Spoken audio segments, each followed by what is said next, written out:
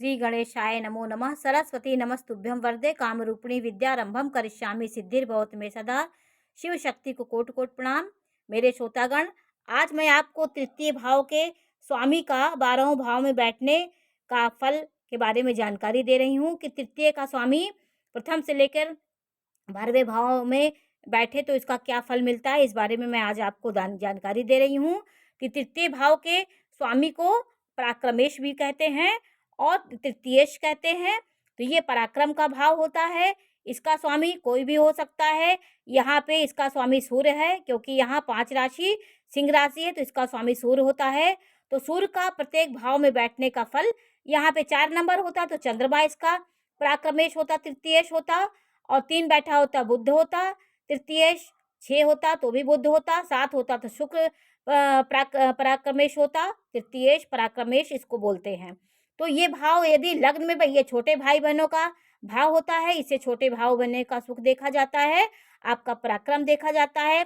यदि क्रूर ग्रह है तो ये और पराक्रमी हो जाते हैं और आप पराक्रम होंगे, आपके शरीर में बहुत पराक्रम होगा, आप उत्साह और पराक्रम से हर समय भरे होंगे।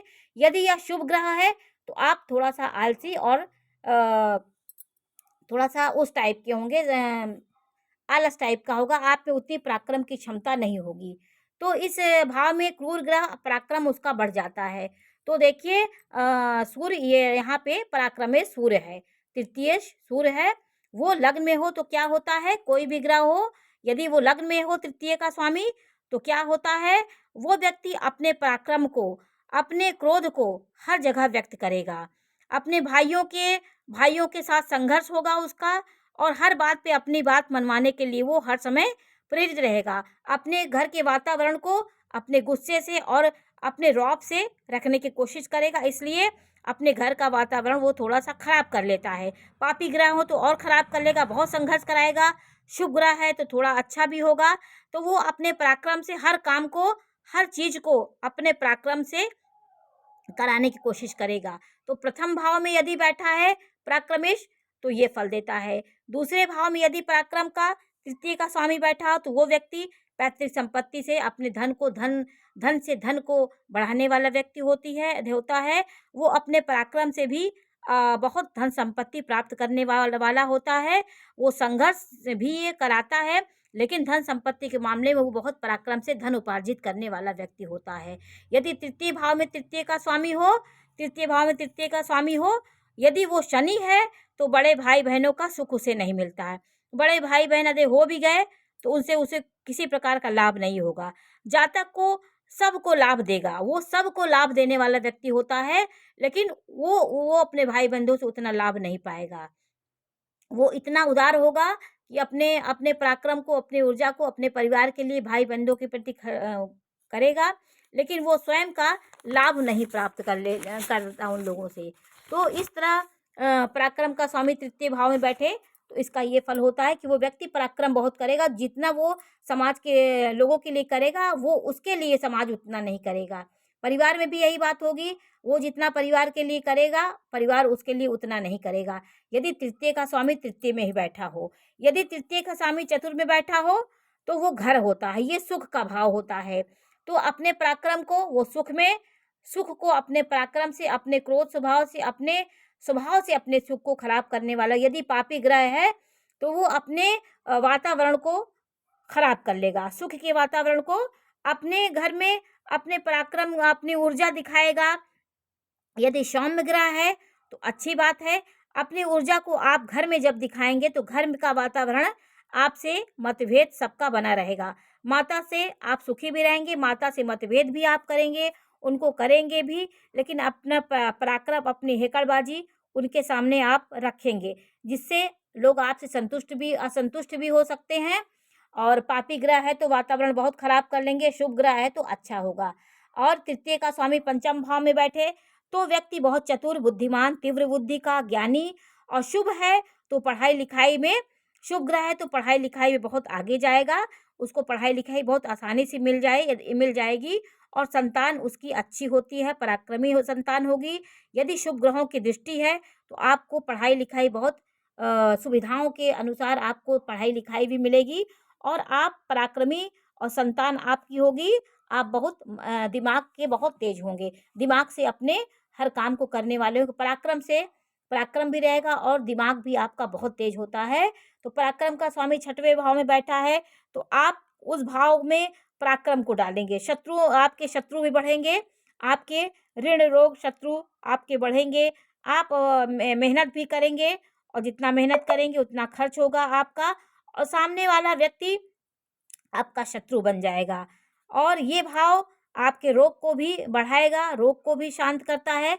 तो यहाँ तृतीय का स्वामी में आप अपने रोगों से विजय भी प्राप्त कर लेंगे, क्योंकि पराक्रम रहेगा। पराक्रम से आप रोगों से लड़ने की क्षमता आप में होगी। तो तृतीय भाव का स्वामी छठवें भाव में है, तो ये शत्रु को हंता योग भी होता है। आप शत्रुओं पे अपने रोगों पर विजय प्राप्त कर लेंगे। अशुभ ग्रह है तो और अच्छा है, शुभ ग्रह है तो उतना अच्छा नहीं होगा।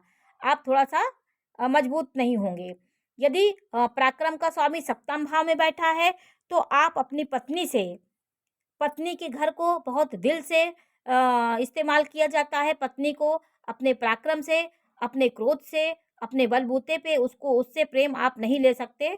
तो इस तरह आप अपने सप्तम भाव में अपना पराक्रम दिखाएंगे, अपनी ऊर्जा दिखाएंगे, तो आपके वैवाहिक जीवन में थोड़ा मतभेद बना रहेगा। आपकी पत्नी बहुत अच्छी होगी, पराक्रमी होगी, आपके साथ कंधे से कंधा मिलाकर चलने वाली होगी, लेकिन आप अपने कहीं न कहीं अपने नेचर से, अपने स्वभाव से उस चीज़ को आप सुख लेने में थोड़ा-सा कमी आएगी। यह दिल से अपनी पत्नी के साथ रहिए, लेकिन आपका यह व्यापार का भी भाव, यदि आप इसमें व्यापार करते हैं तो आपको माइंड की भी ज़रूरत है। आप दिमाग से भी काम लीजिए, इसमें आपको पराक्रम भी चाहिए और बुद्धि भी चाहिए। और यदि 8वें भाव में पराक्रम का स्वामी है, तो आप चतुर हैं, बुद्धिमान हैं और हर चीज़ में माहिर हैं। काम करने में आप बहुत माहिर हैं। तीव्र बुद्धि के होते हुए भी आपके पास आप ठग से भी पैसा कमा सकते हैं। आप ठगी से, आप गुप्त तरीके से भी पैसा को अर्जित करने, अपने पराक्रम को आप गुप्त तरीके से भी आप धन अर्जित कर सकते हैं, यदि अष्टम भाव में तृतीय का स्वामी है तो। और नवम भाव में तृतीय का स्वामी है, तो आपके सीधा पराक्रम का स्वामी सीधा आपके नवम भाव को देखता है। यहाँ पे कोई ग्रह बैठा हो तो सीधा नवम भाव को देखता है। तो आपका भाग्य और पराक्रम दोनों आपके साथ होंगे। आप जितना पराक्रम करेंगे, भाग्य आपका साथ देगा। अपने पराक्रम से, अपने बलबूते पे आप एक प्रतिष्ठित व्यक्ति के रूप में, एक धनी व्यक्ति के रूप में समाज में जाने जाएंगे। तो भाग्य और पराक्रम का साथ आपके लिए बहुत अच्छा होगा। और आप पराक्रम करें तो धर्म को ज़रूर साथ लेके चलें, क्योंकि आपका ये काम भाव है और कामना आपके धर्म से जुड़ना चाहिए। कामना बहुत करिए, लेकिन धर्म को भी सामने रख के हर काम करिए, तो आपका जीवन बहुत अच्छा होगा। यदि पराक्रम का स्वामी दसम भाव में है, कर्म भाव में है, तो आपके लिए बहुत अच्छा है। आप पराक्रम से बहुत ऊंचे पद पे पहुंच सकते हैं। सारे कार्य आप पराक्रम से और अपने कर्म से सुख पाएंगे।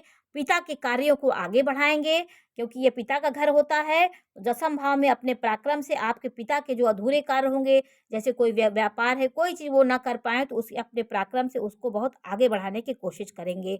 यदि आपका तृतीय का स्वामी लाभ भाव में आ गया है, तो आप लाभ के बारे में सदैव सोचते रहें, क्योंकि काम भाव दोनों मिल गया। ये काम भाव है, धर्म अर्थ काम। काम से मेल हो गया तो इतनी ज़्यादा कामनाएँ आपकी होंगी कि 24 घंटे आप हर समय अपने लाभ के बारे में सोचते रहेंगे। हमें ये करना चाहिए, कैसे पैसा बनाएँ, इससे ऐसे पैसा बनाएँ, वहाँ से पैसा निकालें, कैसे, कि इतनी कामनाएँ बड़ी होंगी कि आप हर समय उसी के कामनाओं के बारे में ही सोचते रहेंगे।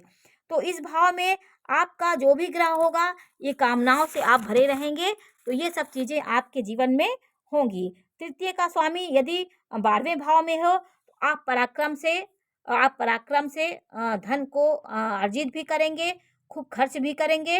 तो पराक्रम को 12वें भाव में खर्च भी करेंगे।